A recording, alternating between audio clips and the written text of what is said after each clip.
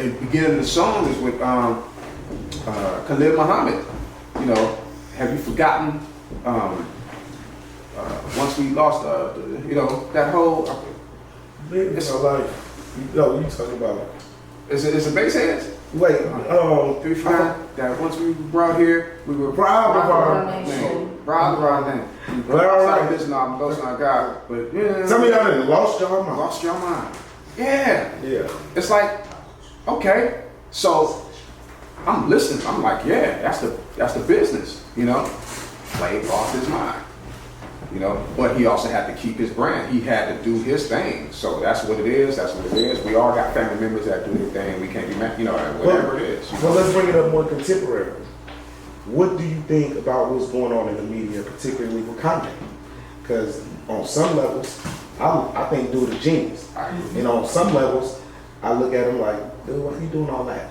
But I'm also seeing how he's able to make what the media calls his instability. He's unstable. He's able to turn that into $1 billion brand. What can you say about that? How does he use the media? How does he do that philosophically? What is going on? He's using the media. He actually figured out how to use them. So let me ask you, you have to be seen as a nut to be great? Because it seems like everybody that's great has to go through a period where they are seen as crazy, and then they come out of that period. So do you agree as a creative that that's what, or as a filmmaker, that that's what has to happen? If you're about to shine, if you want to continue to stay relevant, then I guess that's what happens, you know. But you studied it. You noticed the pattern. You noticed the pattern, so that means that he's noticed the pattern. So therefore, if he ain't doing nothing else, and he's, you know, that's what he's figuring out the pattern. He's playing within the pattern of how to keep his shine, how to, you know, sell. Because correct me if I'm wrong, but right after that, he releases his album.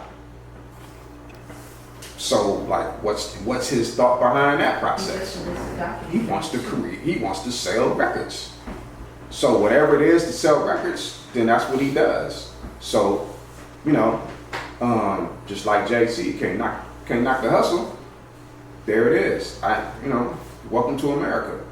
He knows where he is. He understands, you know, the red, white, and blue and how it works. And he's just, you know, like we all at some point understand how and figure it out and get our bread the way we get it. Have you seen his documentary? No, not yet. This one? I haven't seen it yet. Well, what is the power of a camera? You know, I mean, when you look at somebody like a Gordon Parks, they use their camera as effective as somebody who used the gun. That's right. In the human rights movement, the Black human rights movement in this country. How do you view yours? Because I mean, hip hop generation, we've used it as good sometimes, but it's been more of a party tool for us. But how do you see it? I see it as it picks up everything. Party and not party. It picks up party and Karens. You know, it picks up everything. It's a lens. It captures. It doesn't. It has no conscience. So it records whatever it's going to record.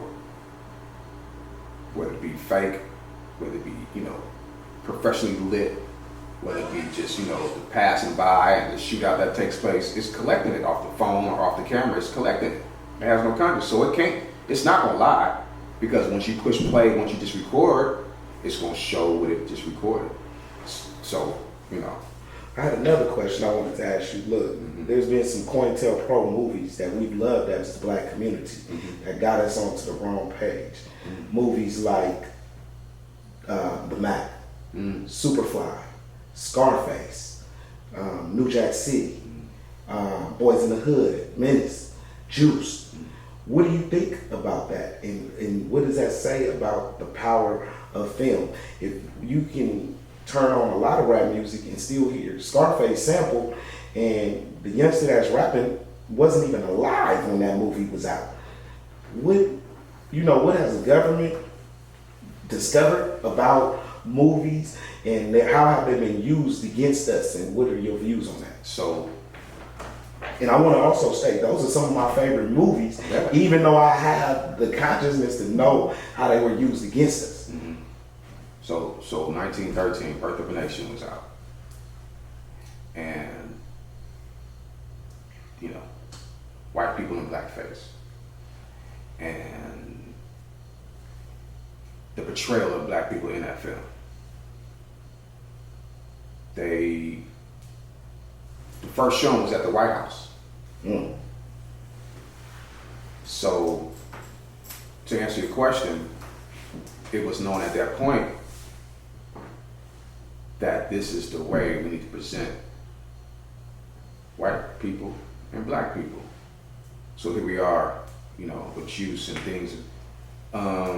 It's just right along with the script. It's just following along with what's supposed to be going on in the sense of, you know, let's present who actually has the power to do this, to present these stories, to get these cameras, to get these set. Hollywood. I mean, damn. You know, it's like they have you been on any Hollywood lots? Have you? Yeah.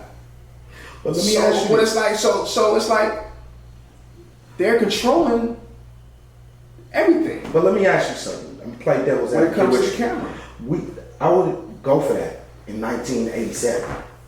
All these $1 million rappers, all these $1 million dope dealers, all these $1 million athletes. Why? And you know some of them. Why are we not investing into our own narrative? Because what they do you want to think keep their $1 million. They want to keep that shit. So in order to keep it, you gotta continue to play the game. You gotta stay on course with how you got it the first time. So you got to stay in the monkey tree eating You gotta- bananas. You got to, yeah.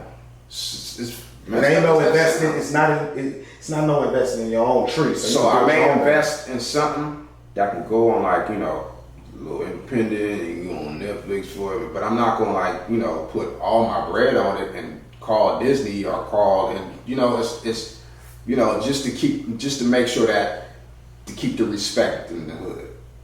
I gotta, you know, because I was taught that. Like, so when Ruz get picked up into the NBA, they have their instructors they gotta go to. Okay, this is how you talk on camera. This is how you look at the camera. This is how you. These are the bullet points you should hit all the time. They are taught how to speak on camera, like they are taught how to spend their money. Their agents are not their color. You know, good looking out for Bron and his folks, but it's like for the most part, you know what I mean? So the agents are like guiding them to, you know, do a Lay's commercial, do a Geico commercial, you know, it's just so that you can keep, because we got to keep the money coming, you know. So once you get to a certain point, when you start making a certain income or a certain tax bracket, you got to keep that coming.